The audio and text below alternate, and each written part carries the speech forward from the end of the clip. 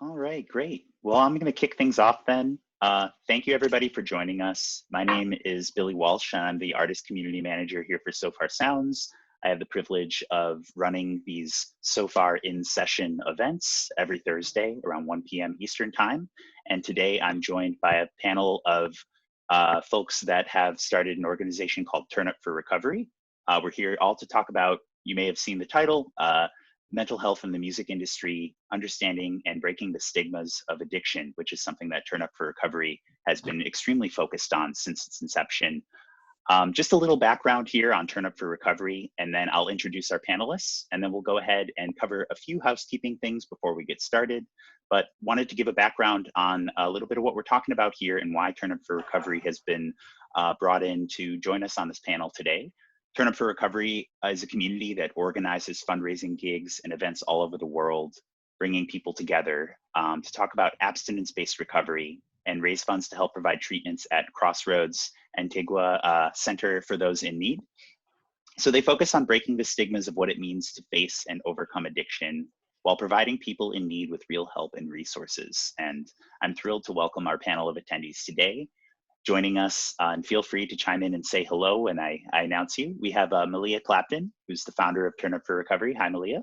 Hi.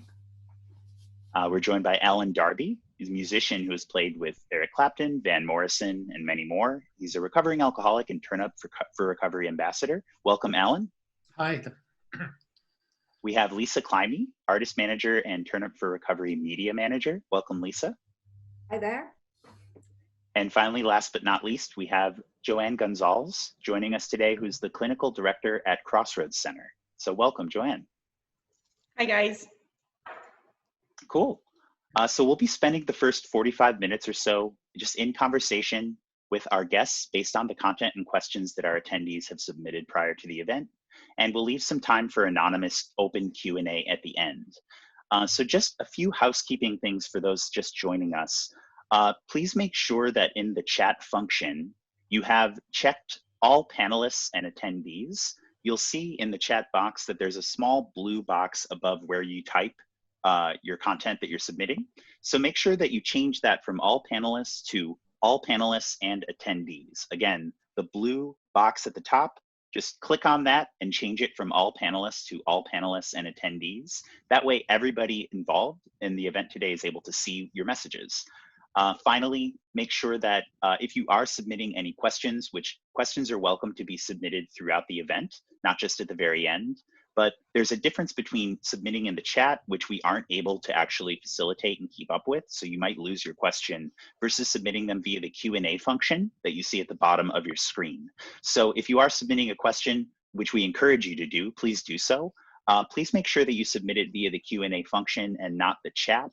These questions can be submitted anonymously because this may be a sensitive subject for some. We would love your questions. Just make sure that if you'd like to submit them anonymously, you have checked that selection before submitting in the Q&A function. It's a little checkbox, the bottom left-hand corner there.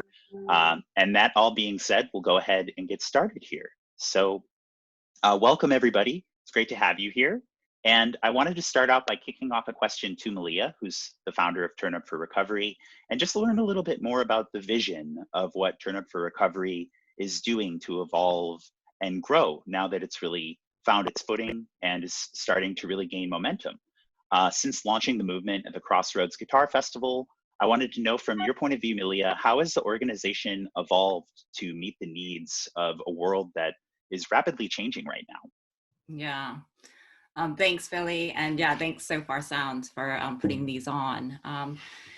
Yeah, I mean, since this all has started to happen, really our basis of our kind of campaign is to put on live gigs. So in order to do that, you have to be able to gather. And since we can't do that at this time, we were a bit concerned how we were going to keep the momentum going.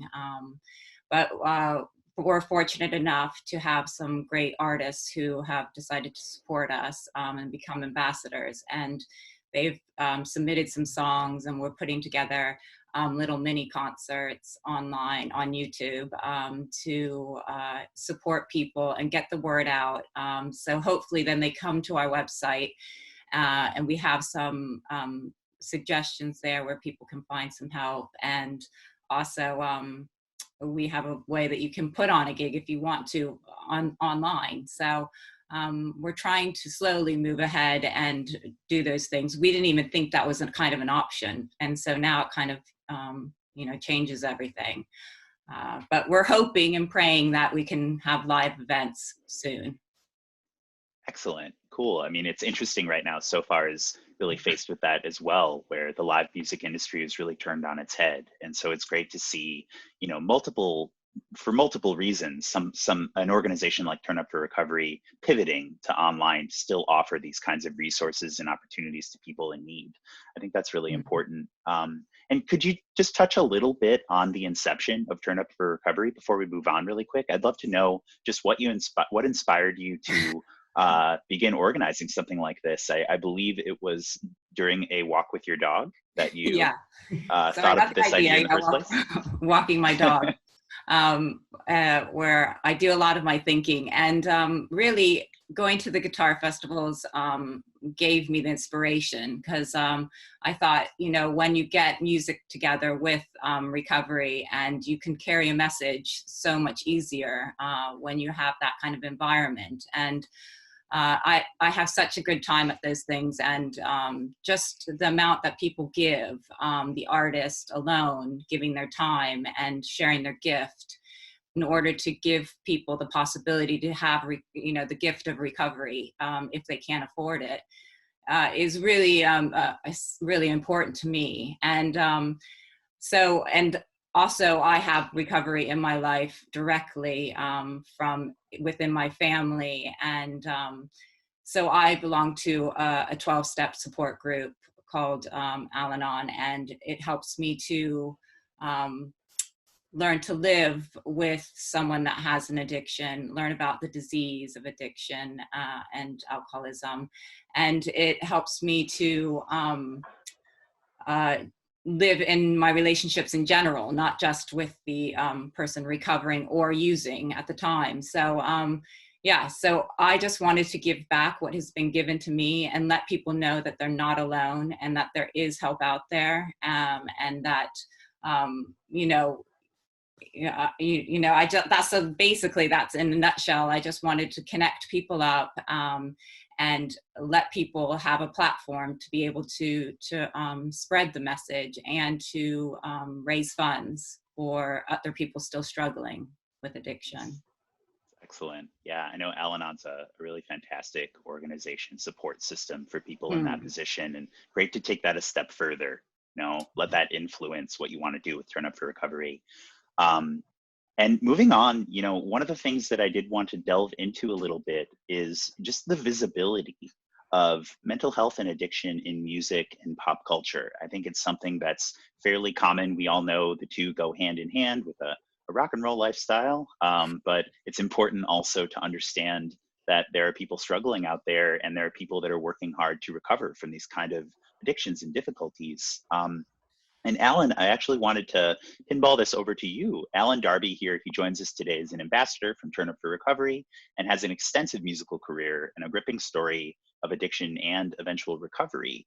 So Alan, I wanted to see if you'd be willing to just share with us a little more about your journey as a musician fighting addiction and dealing with addiction, and maybe share a bit more about how you found your path toward recovery. Sure. I think probably a kind of brief summary of my life up till now. I won't get into too much detail. But yeah, I was born in a little village in Scotland.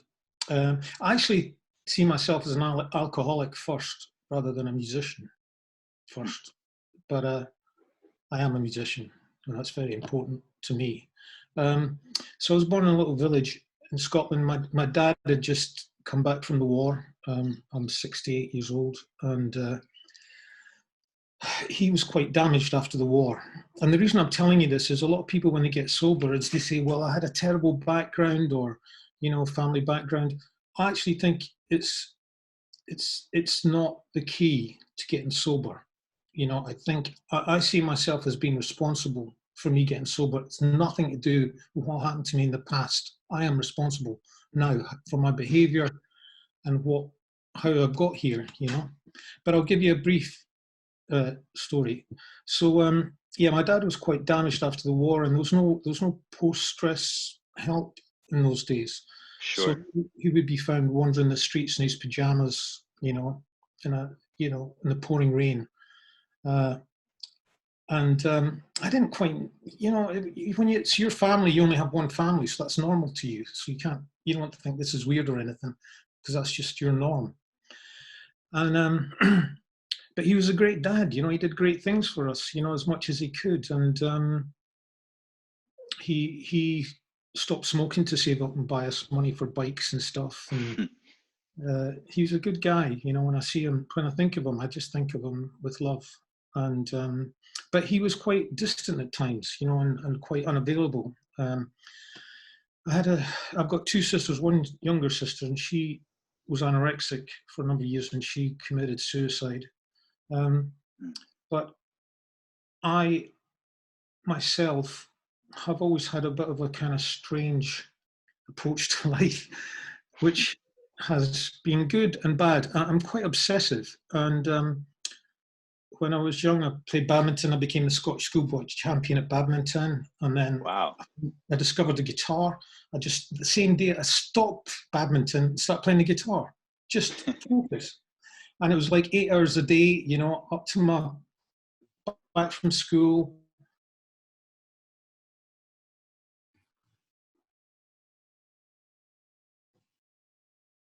And copying things from Melia's husband. Yeah, just kind of was obsessed with it. And again, you know, I went to school. It wasn't very good. You know, the best you could kind of, in those days, we had a thing called 11 plus. The best thing you could do was to become an electrician, or there's no prospects of going any further than that. Not that there's nothing wrong with being an electrician. That's a great job. But so I went to night school when I was 14, and I got O levels and went to high school, and then I got an honours degree. So again, that was the obsession. And all of that's great. That propels you on. But when you put obsession into negativity, it is completely destructive. And, you know, that manifested itself with relationships, and eventually with drugs and drink. But initially, I drank a lot less than my friends. I remember when I was 16 or 17, at that point I was playing a lot of blues, even at that age, obsessed with B.B. King. And there was a guy called Otis Spann came over from America, and we supported him. And I was shocked because he drank a quart bottle of gin on stage. 20 years later, I was drinking a bottle of brandy on stage. You know, it was a gradual kind of fall, you know, descent. Right. And yeah, and I was. It was not a conscious thing. It just gradually happened without me being conscious of it. I would say, by the time I was in my mid-30s, I was drinking alcoholically, but I didn't register with me then. Sure. And it got worse and worse. And I was doing successful tours. You know, my career's been a mixture of being a hired hand and also being an artist, because I've had record deals where I've been the artist, and I write and I sing and I write music for films. And then also being a hired hand. So people would ask me to go on tour with them, you know, and it's a great actual mixture. When I look back in it, it's a great mixture of a career. And things got progressively worse, and eventually the last major tour I did, I was with a guy, Robert Palmer, and he'd just done this. He's a big star then. He'd done Addicted to Love, which was a worldwide hit, you know, and I did that world tour with him. And that whole setup was quite hedonistic. But you know, Robert was such a lovely guy. He was like a big brother to me. And but there was so much drink involved. I remember one time in Japan, we went out one night, and the tour accountant pulled out you get these imitation guns, you know, at dinner, and the chefs came out from the the kitchen with knives. You know, they thought it was a real gun. And this whole Oh my commotion, God. and the police were called, and then we went outside, and then Robert fell over the sign for the restaurant, and that cost like $2 or $3 grand. And then we went off to nightclubs afterwards. And then in the morning, we met in the lobby, and somebody had the tour manager, I think it was, had his leg in a plaster. He broke his leg. He'd fallen down the stairs in the Lexington Queen, the great rock and roll place in Japan, you know. And we just kind of laughed at all of these stories. We all came together the next morning, we're laughing about it, but it was mad. And somebody could have died. And people like Jimi Hendrix, they probably did stuff like that, but it just went wrong one night. You know, he was not like a full-blown drug addict. Well, he probably was actually, but he wasn't seeing himself like that. It was just recreation, you know. Right. And it just slowly catches up on you, and you don't realize it. What happened shortly after that tour, I couldn't stop drinking, and I'd gone through this one-way tunnel that you couldn't reverse out of, and I didn't quite know what was happening to me. And at that point, I was drinking 2 bottles of brandy a day. The curtains were closed. The last week of my drinking, I was in Milan with Robert. I was somewhere. I was in Venice with Paul Young. I was somewhere else. I was in Los Angeles doing a session. People just picking me up, take me in a car, go to the airport, play the guitar, come back. You know, it was mad, and I was drunk. And then my final plane journey home, I was drinking on the plane, and I was completely gone by this point. And I thought the air steward was going to throw me off the plane, sort of open up the door mid-flight and throw me off. That's how gone I was. Yeah. Anyway, as I say at this point, and then I got home, and I was drinking with the curtains closed, and then one time I was out in the back garden, and I thought I saw the garden shed kind of lift off, start dive bombing me like a plane in the war, you know. And I was the DTs, I didn't know it. And Right. I just woke up, and I'd almost bitten my tongue off, and the St. John's ambulance men standing over me, because luckily the neighbours had seen this. Anyway, there's a whole series of these things, but somebody had taken me to a 12-step program in Los Angeles when I was there, and that had kind of planted a seed in my mind. When I went to that meeting a year beforehand, I just thought, oh, those poor people, what a shame for them, you know, going to that meeting in that church hall, so sad for them, not realizing that it was their salvation, and it would be mine as well. So I went to a meeting, and I hated it, but it stopped me drinking, and it was actually harder for me being sober than it was drinking, in a strange kind of way. I think my brain had been used to being wired drinking, but when I was sober, it did nothing made sense. I had to talk to myself to switch on the kettle, you know, right, there's a switch that. It was kind of like a nervous breakdown, basically. And I used to think there was cameras watching me in my bedroom and all sorts of weird delusions. But I stuck at it.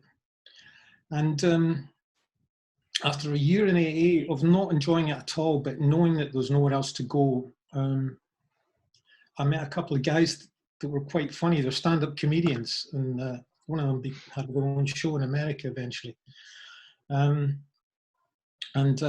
They were funny guys, you know, and they made me laugh. And that kind of took the kind of weight of the world off me. The thing is, at the end of your drinking, for me, what I found was that I had lost any sense of hope, and there was extreme loneliness. And it wasn't loneliness from other people. It was I felt I deserted myself. Any essence of me had gone. And it was this kind of shell, you know. And I think back to when I was a little boy, you know, I was quite a nice wee boy, you know. When I was 12, I'd given my Christmas money away to help starving kids in Africa, you know. But all of that had just kind of gone by the wayside, you know. And I behaved badly, you know, and especially with women. It wasn't good, you know. But as you said before, it was under this guise of rock and roll, you know, which seemed to excuse it in a sense, or you were surrounded by it, so you didn't really notice what was going on. But yeah, so eventually I got sober, and in fact I met Eric, Melia's husband, when I went to this 12-step program, and he didn't know me, and he just we had a coffee, and he said, what do you do? And I said, at that point I was trying to get a job as a gardener. Oh, really? But that was a joke as well. I went to get a job as a gardener, and they said, well, what's your qualifications? And I said, well, I've got an honours degree in civil engineering. All right. And well, what was the last wage packet? And I said, well, £5,000 a week. And then the guy just said, I don't think you're going to work out here. Not surprisingly. Which, and I just wanted to be out doing something useful, trying to get my life back together. Anyway, Eric said, all right, and is that what you've always done? I said, well, I used to play the guitar, but I'd really given up on playing at that point because I couldn't, it's hard enough switching on a kettle without thinking of playing a guitar, I thought it was all. Anyway, I can see the time's getting on. I'll try and wind this up. That's okay. So there's a few things that happened to me in sobriety. I split up 20 years ago from a woman, and she said she was pregnant. She had a boy. I said, I'll help out if you have the boy, and I delivered them at the hospital and everything. I found out he wasn't my son. But because I was sober, I'd been sober at this point by about 10, 15 years. Because I was sober, I looked on it like an adult. I said, I'll help you out if you go ahead and have the boy. And I did. And he wasn't mine, but I've been in his life all the time, like Wow. his dad. And that's been the biggest joy for me of anything. And it's taught me what real love is. It's different. Romantic love is conditional, I think, and it's never been something I've been very successful at.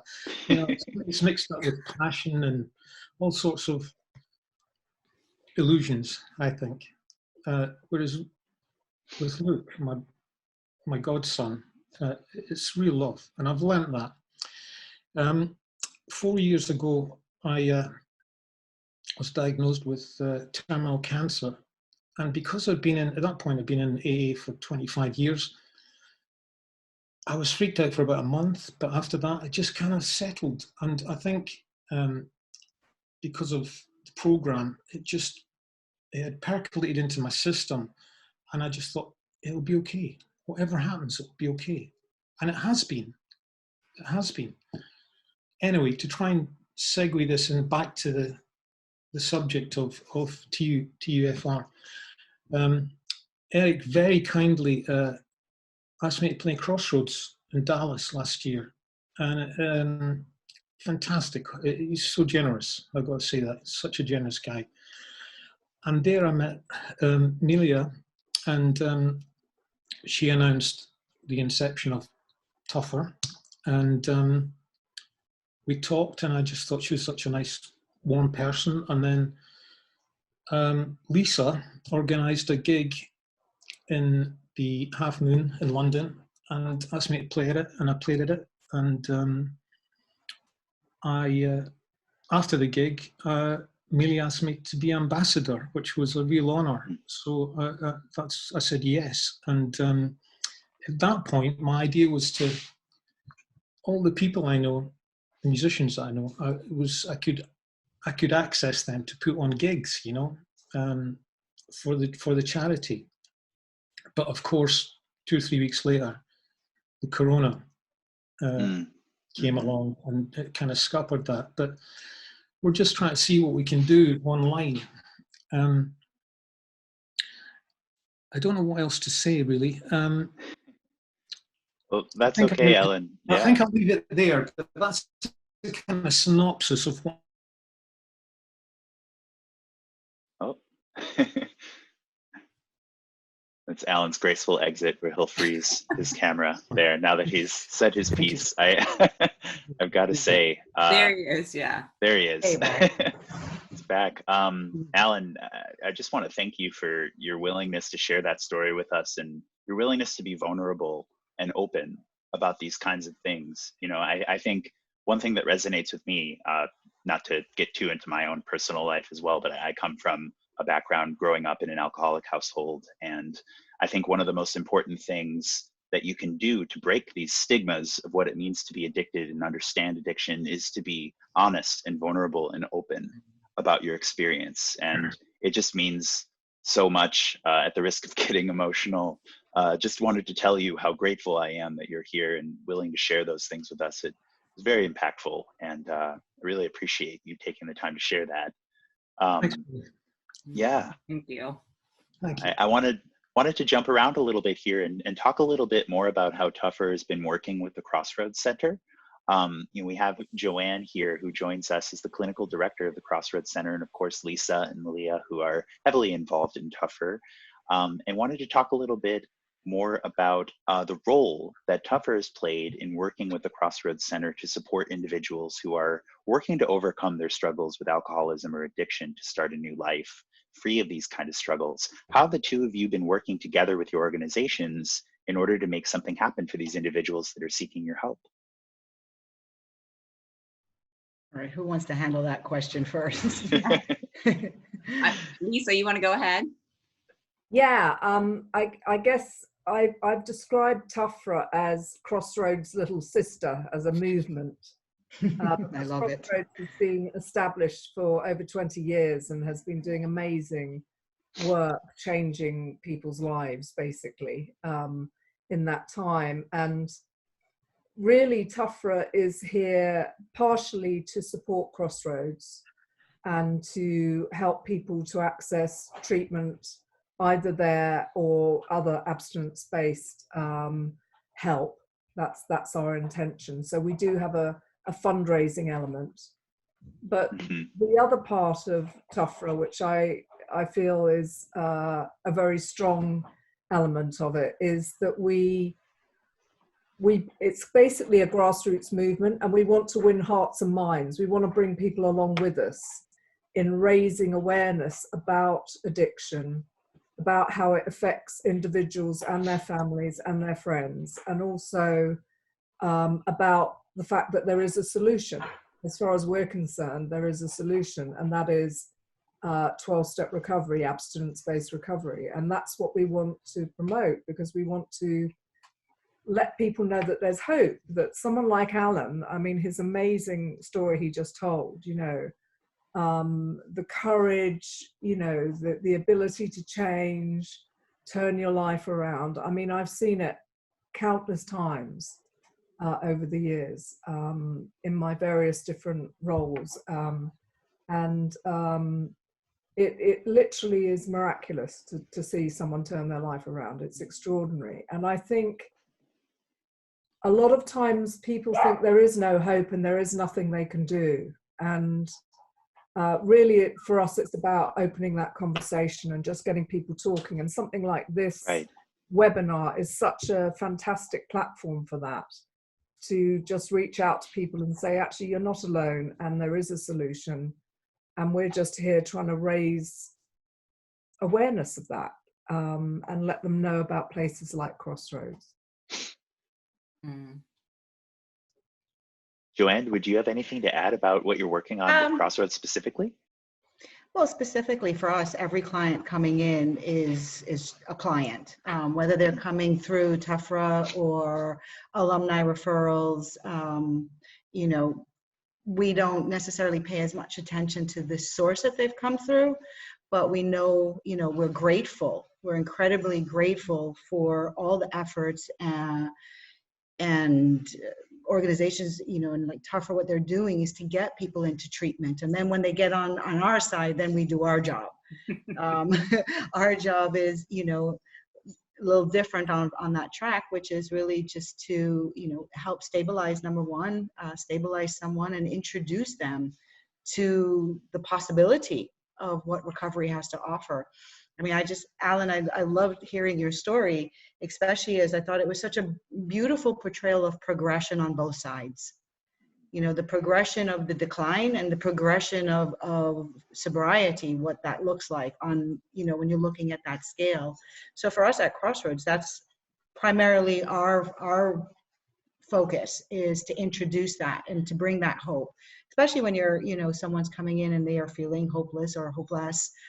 They may not have a reference to what it could look like. And that's the brilliant thing about, especially with residential treatment, is that you have different stages of people in that process.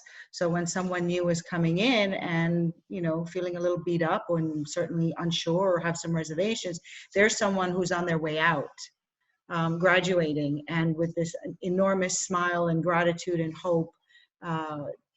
It's amazing. So with the work that Melia and Lisa and Eric and all the, guitar festivals and all the sponsorship and the promotion, the awareness. I mean, we're just so grateful that awareness is out there, and it makes treatment more accessible for clients, because not everyone might have the means to be able to come into a program like Crossroads. So this is, it's just a wonderful gift that's out there, that it does make that accessible to a lot of people.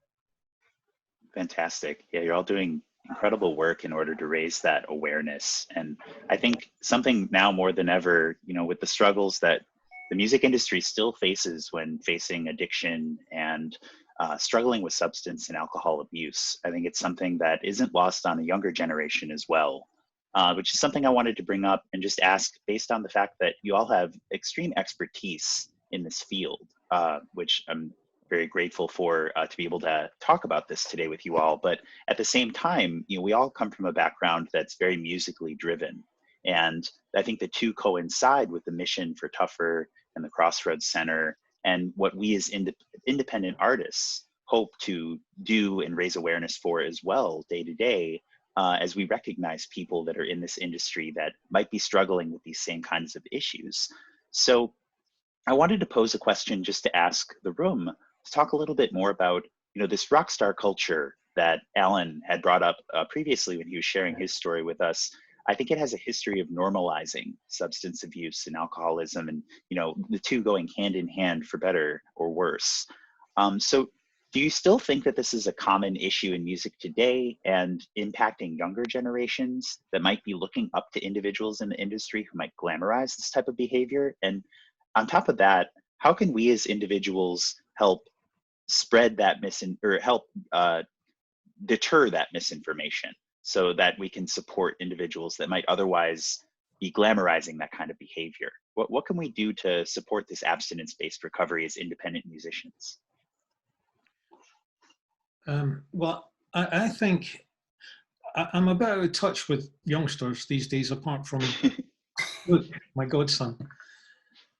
And I don't think I might be wrong, but I don't think it's as bad as it was. The 60s was a whole explosion of drugs, sex, advent of the pill, free love, and people kind of abused it.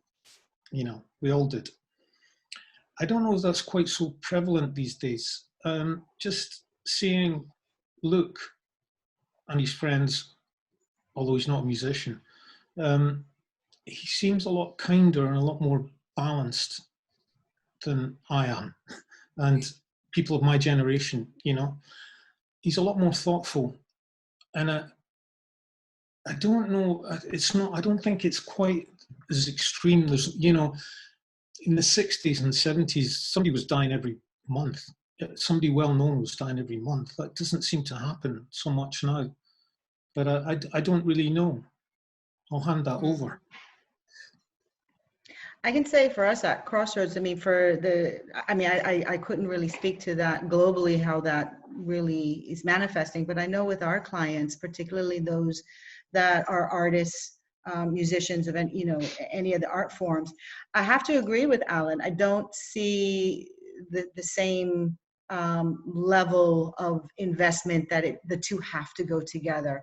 I think a lot of that has been, just the awareness around recovery. When you think back, years ago, even AA meetings were almost done in secret, secretly. Right. They were hidden, you had to get a map how to get there. They weren't actually advertised. And it was by code, if you could get, you know, to get to these meetings. That's not true today. You know, it's so much more visible.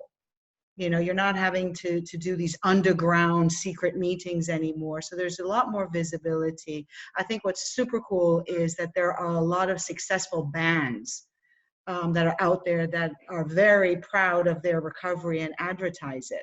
So that adds another, you know, it dispels this notion that in order to be successful, one, you have to be a starving artist and, you know, substance abuse problem. That's not true. And you see a lot of bands, some who, you know, had their years of active addiction and are in recovery. And then you see a lot of bands that are starting that haven't had to go down that path. Right. So that's, I think that makes a huge difference in terms of that mystery, the you know, the lure of rock and roll and you know, the sex, the drugs, all of that goes with it, that it's not all that glamorous. You know, that there's a lot that people are enjoying their music and having success without having to sacrifice a lot to get there. So that's, you know, from what I've seen coming in, you know, the young people that we see that coming into treatment are no more inflicted by this disease because they're an artist. Mm-hmm. Yeah, it's a myth that, you know, you got to be off your head to be creative, you know. Yeah. You know, I think, I mean, I used to take LSD when I went to school, you know, it's a bit mad. It does make you look at the world differently, but it soon shuts down, you know. If you continue drinking and drugging, it doesn't expand your mind, it contracts your mind, and it contracts your vision and your perception of the world. As I say, for me, it ended up sitting in my, you know, my flat in Shepherd's Bush with the curtains closed, you know, and not speaking to anybody. So that's not exactly glamorous, is it? It is a myth, but I don't think it persists as much nowadays as it did 30 years ago, you know. And it was bad behavior, you know. It was just really bad people behaving really badly towards each other, you know. But it was under as I described that night with Robert, you know, it was under this veil of kind of having a laugh and being a bit crazy, you know. But it's not, you know. And God bless him, Robert's not here anymore, you know. He kept on drinking, you know. I saw him. We did Jules Holland 6 months before he died, and he was still drinking, you know. And I've been sober for 25 years. So that's not glamorous at all. That's not glamorous. And I fully agree with you that stigma, or that myth of the fact that people feel that they need these kind of things is more of a crutch than anything to be creative, you know, and to be inspired. And, you know, that I've actually found a lot of comfort and solace in creating art or writing music based on these experiences I've had while completely sober, you know, while avoiding those things altogether, but using that experience as an influence for moving forward in your artwork and breaking through that wall and discovering new inspirations with a clear head. And I think you're a better musician sober. There's no doubt about it. You know, you have the illusion when you're drunk that you're playing well. Sometimes it's somebody playing back a gig tape afterwards, and I thought, what the fuck is that? You know. Definitely beneficial to record yourself and watch it back, and you know, you can double check. That's the whole learning thing, hearing yourself, you know, and the brutal honesty of it all. But when you're sober and clean, you do it's all about playing from your heart, you know, getting that link between your heart and your emotions through the guitar or singing or whatever, your songs, and drinking drugs just gets in the way, you know, and distorts it. But I think younger players are a bit more aware. I just don't think the climate's the same. It's as simple as that, you know. And Joanne, did you have something to add? Oh, sorry. No, go ahead. Alan. Sorry, I was just going to say, I think it's it's a much tougher business now than it ever has been, and that has two sides to it. One is that, you know, people have to really be on their game in order to kind of break through, but it also puts a huge amount of pressure on people, and it's people's ability to deal with personal pressure that is sometimes the trigger for using, rather than the kind of what they see around them happening. And I think particularly if a young person gets success quite quickly, you know, there is enormous pressure, and not just in the way that they're going to perform or they're going to play, but also in the fact that they suddenly become responsible for other people's income. And, you know, there are huge amounts of pressure. I mean, there are in many walks of life, you know, but having, you know, been in the business years ago myself, and now more recently managing people, the other thing is it's an incredibly long day. You know, you're kind of getting up in the morning, you're going off to do a gig, you're hanging around, you're doing the, I mean, it's hours and hours and hours and hours and hours. It's very tough, and people, it's very hard to take care of yourself doing that kind of work. And so people do eat junk food, they drink, they, you know, maybe they haven't slept enough, so they might take some sleep, you know, so it's kind of there are other elements involved in why people might use or drink or feel that it's going to help them. But it never does, you know, you never perform as well under the influence of any substance as you do without. And I grew up in an alcoholic family. My father was a writer, and he idolized people who drank, you know, and kind of used drugs and had what, you know, he was a comedy writer, and he loved Lenny Bruce, for instance. And, you know, I was saying to Melia about this, it's, you know, you can't be that creative in the graveyard. You know, once you're dead, you're dead. You know, it's like that's not very creative. And but one of his beliefs was A, that he wouldn't be able to write if he was sober, and B, that he and the rest of the world would just be so boring. You know, you'd keel over and die of boredom. And again, it's, you know, I've myself been in recovery for many years, and there's never a dull moment, I can tell you. You know, it's life full on without any substances.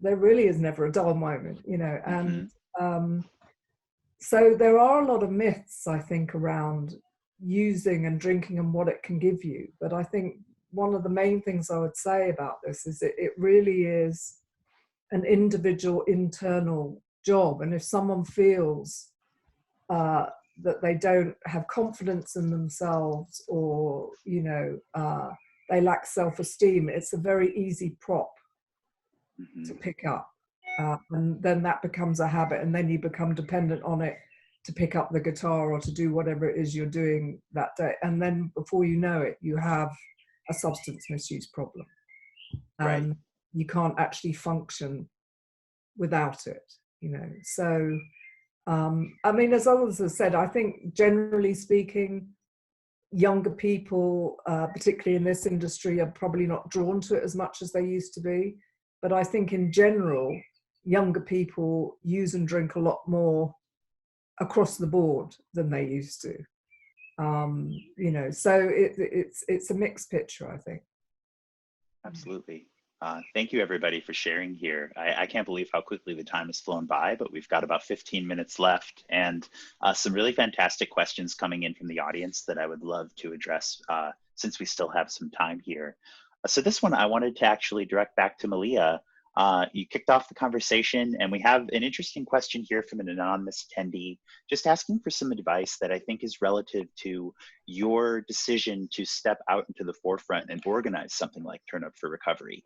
It's about being willing to find that balance between, you know, being honest with yourself about what you face and what you need and what you'd like to do to make an impact on, you know, that people that are experiencing the same thing, versus compromising that anonymity, which I think is something that, from what we've heard from Alan, is difficult to be willing to come out from being anonymous and share these kind of things. So our viewer asks, what should people do if they feel like they're hiding a huge piece of themselves, but are scared about the stigma attached to something that they might be struggling with, like addiction? Yeah. So, I mean, what I would say from my own experience is that when I first started going, I didn't want to share with the general public that I was doing something like that, or even with some of my family members and friends. So it's kind of it's not a secret society, like, you know, people were saying. And, you know, you can say that you belong to a fellowship. No one's a spokesperson, but for me, I was able to decide that once I had been in recovery for a while and doing a 12-step program, I felt comfortable talking about it and sharing it and wanting to spread the message, you know, to other people, and not force it down. It's traction rather than promotion. So I just wanted to be able to share my experiences honestly and being vulnerable and like all the stuff you were saying, you know, which I really loved. So that really is where I made my decision. But, you know, the anonymity part comes where that's everybody's own personal decision. And even if someone decides to break their own anonymity, I wouldn't then go and break their anonymity. So I kind of, you know, I have to just do it from a very personal place. And that took a time, and I had to talk with other people, and I had to listen to other people that had more experience than me and their situations and their experience. But I can say for right now, at least, ever since I've talked about it, it's only been a positive experience. And I really feel that I've had a lot of growth, and spiritual growth and emotional growth from sharing with other people.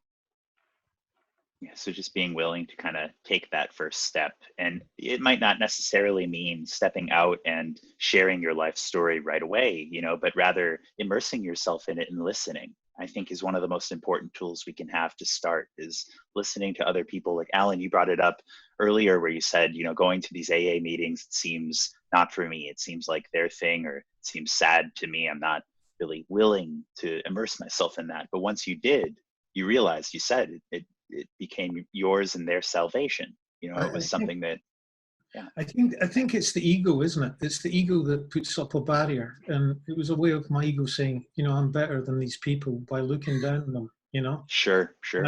But probably on some deep subconscious level, I was quite terrified. And in fact, when I went to my first AA meeting, I was terrified, you know. Sure. And that seems strange to me now when I look back on it, because it's my place of comfort. And, you know, as well as the program of AA, it's the people in it, you know, they're great. That's kind of like my family, you know.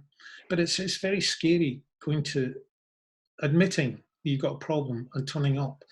But the only thing I can say is, you know, if I can do it, you know, anybody can, really. Anybody. You know, I'm just average, totally average, and you know, so just if you can stick it out, even if you find it scary, just keep going. Just give it a chance. Give it a month. Give it 2 months, and then if you don't like it, walk away. But at least you're giving yourself a chance. You know?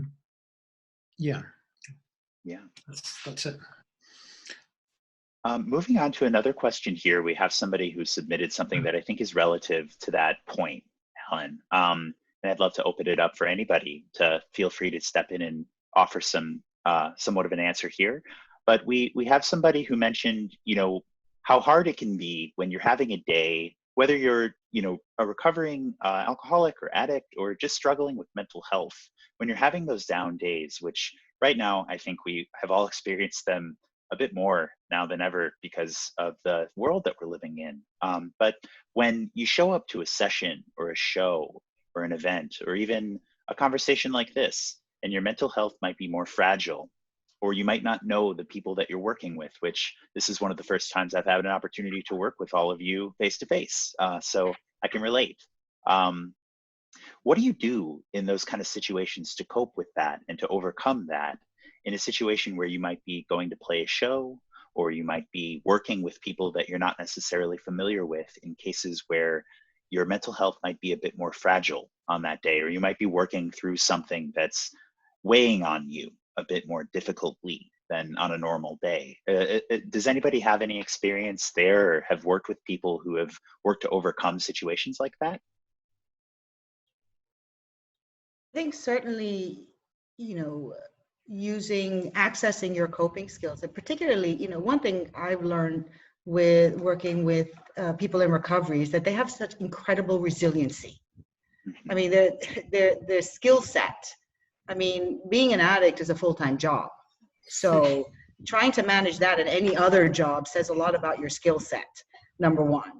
So, tapping into, even in some of the darker times in an addiction, someone utilized very persuasive skill sets, to continue with their substance use or cover up or minimize.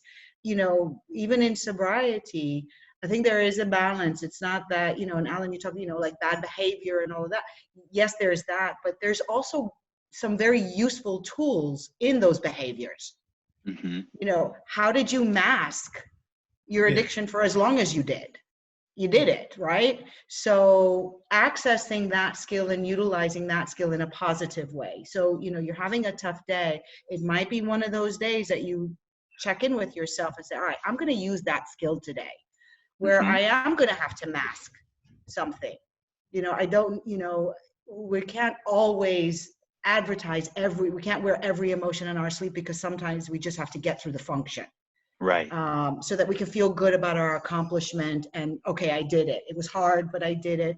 And maybe I didn't advertise to you that I was anxious or depressed or like my stomach turning and knots, but I do have a skill set, where it's very useful and using it appropriately.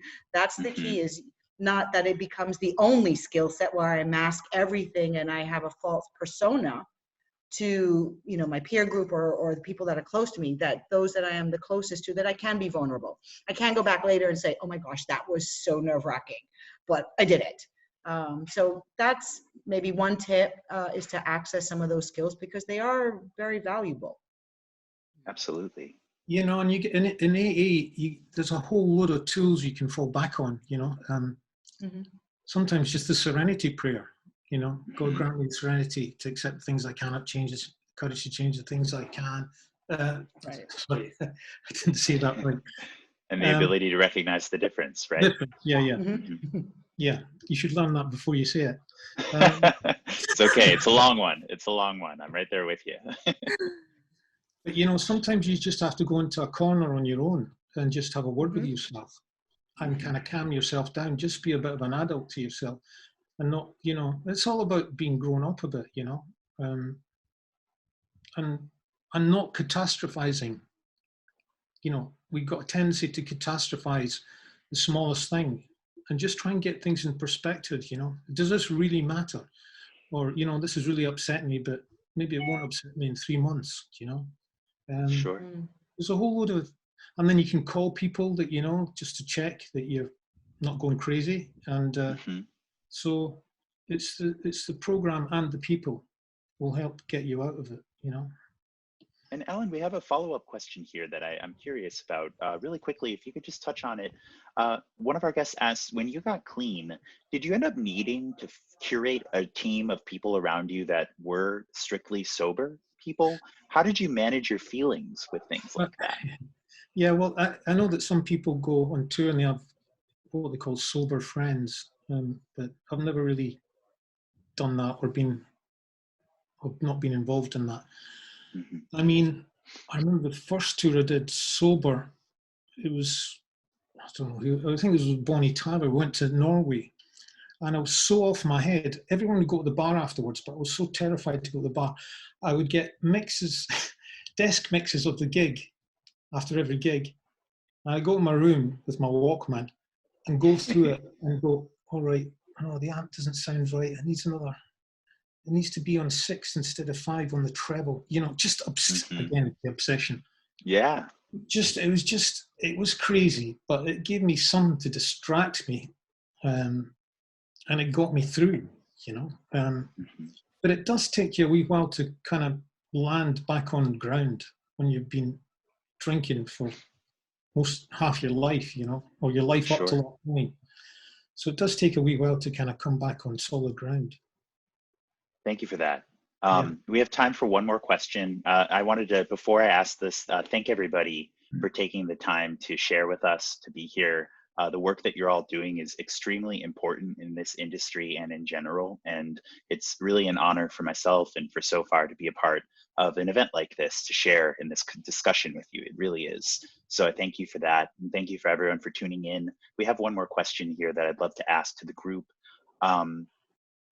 What advice do you have for how to best support somebody close to you who might be a musician or a performer or just a friend who is sober in times where they are finding that it's challenging to remain sober? How can somebody that is close to an individual that is working to overcome an addiction support them where they might be in an environment surrounded by alcohol and drugs?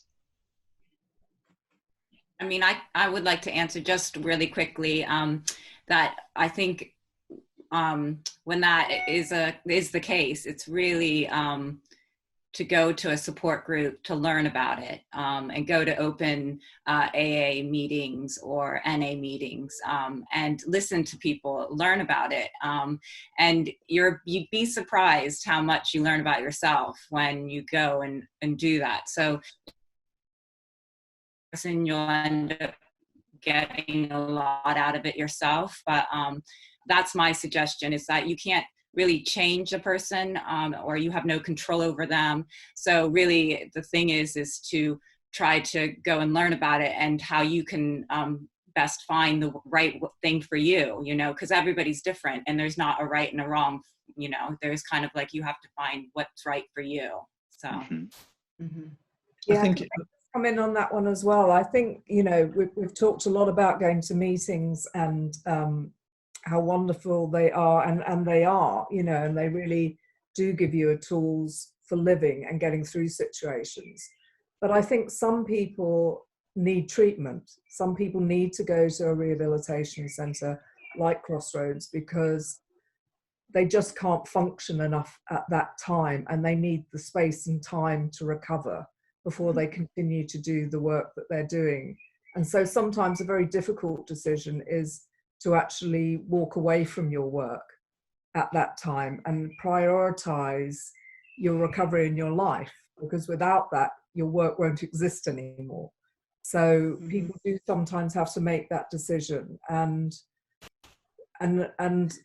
occasionally, in order to help them make that decision, there may be a kind of family intervention where friends and family kind of get together with the person and say, actually, this is what we see. You know, we see this happening to you. And, you know, as Melia says, you can't control someone. It's up their decision at the end of the day. But sometimes people need to hear how their behavior is affecting other people in order for them to make a decision to change and to take time out to go and seek help. Can I just say, just to add on that, Lisa mentioning going into a residential program. I know currently with the current situation with COVID, that also creates some challenges getting into a physical program. So I just do want to let everyone know that one of the things that Crossroads has been doing, since we can't physically do residential treatment, that we do a virtual outpatient program. Oh, wow. Yeah, so it's really super cool. We were able to launch it pretty effectively and quickly. So we operate four days a week, where individuals can participate in psychoeducation groups and in group counseling, plus get individual therapy. I mean, certainly it's a shift. We're all shifting from doing what we all do in traditional parameters and adjusting to what's happening in the world. And so we're doing our part in being able to still provide support for people who can't get into a physical program. although, you know, that's maybe where they really need to be, but this is the best alternative that we have right now. Right. So you can learn more about that on our website. If that's something that you think a friend could be referred to, or for yourself, you know, check us out on that. We'll be following up to all of our attendees. Thank you again for joining us, everyone, with an email with all of this information available, more information on Turnip for Recovery, the Crossroads Center, as well as a recording of this event if you'd like to rewatch or share with somebody that you might think would be interested in watching. So thank you again to all of our panelists. Appreciate you all so much for your time and for sharing with us. It really has been a treat to get to share in this. And we're looking forward to following up. If anyone has any questions, the information for contacting everyone will be available in the follow-up email as well. And this has been In Session with Sofar Sounds. Thank you again for joining us, and we'll see you next time. Thanks. Thank you. All right, Thanks, thank everybody. you. Have a good day. Bye. Yeah, bye.